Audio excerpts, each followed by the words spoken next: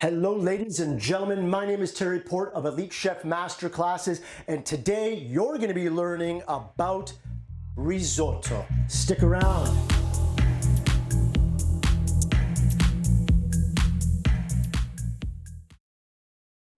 Hello, ladies and gentlemen. Welcome back. I'm just going to get started here with the risotto. And first thing I'm going to do before I explain all the ingredients is just get my butter in so that can start melting.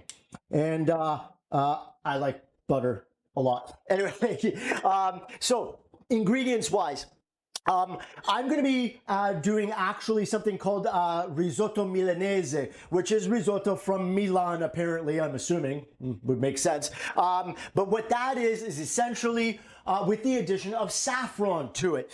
Now, my father's Persian, so I have a strong preference to Persian saffron. And I believe it is far superior than any Spanish one that I've ever seen. And those are primarily the two largest producers of saffron. And what you're looking for is this deep, dark maroon color. All right. I don't know if you can see there. There we go. The light, deep, dark maroon up there. All right. And that's going to give you the best quality. All right. Now, as far as risotto itself goes, what you're looking for is Arborio. Arborio is the best one. So I've been told. I've never really bought any other one, so I can't really say what the others are like. I just know this is really good. All right. Of course, we are going to start off with some onions, and I also am going to get some garlic in here as well. Butter is melted. Onions go in. Okay, now garlic goes in. All of that deliciousness goes in there. All right, I am going to get in my saffron now. There we go. I'm gonna let this cook out. All right, we're back. You can see some of the colors coming out of the saffron right now. I'm gonna add in the risotto, not all of this. I'm gonna add this in, just enough there for what I need today. All right, and we are going to toast off the risotto in the butter, onions, garlic, and saffron for a few minutes. I'd probably say 3 or 4 while stirring constantly. All right, it's been a couple of minutes now. That's been toasting off with the butter. I'm going to add some dry white wine into here now. Generally speaking, I use Chardonnay for most things in the savory world of cooking. All right, that's going to go in. And we let that cook out. All right, we're back. We've got the wine pretty much reduced out of the risotto there. Now, one thing I didn't mention, I've got some vegetable stock here that I'm going to add 1 ladle full at a time. I'm going to turn my heat down now to medium. That was on high most of the time there. All right, but I stood there and stirred. I did not walk away from the pan. All right, and now like I said, turn down my heat. You will notice my vegetable stock is on the heat. All right, if the stock or liquid that we add to here is cold, well, guess what? It's going to cool down this mixture, and it's just going to prolong this process. All right, definitely have that on the heat. I've got it. I just turned it down because it's simmering a little bit too much there that I just noticed. So have that on around 35, 25%, somewhere around there.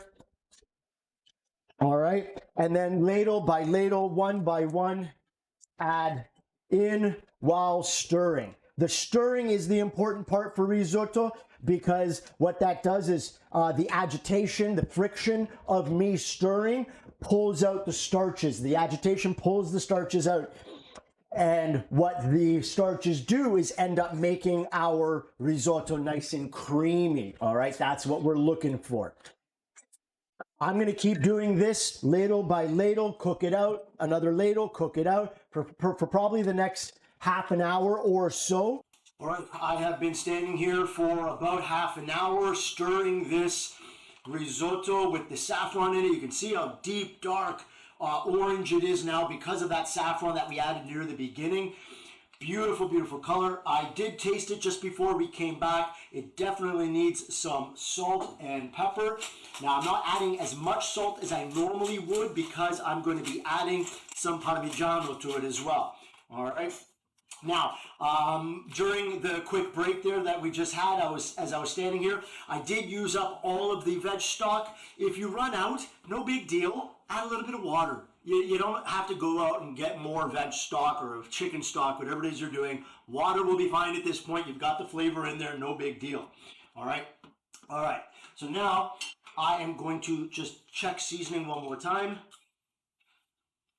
Oh man. That's phenomenal. There is still a little bit of bite left to this, which is great. I want that because I'm going to be using this for another purpose down the road.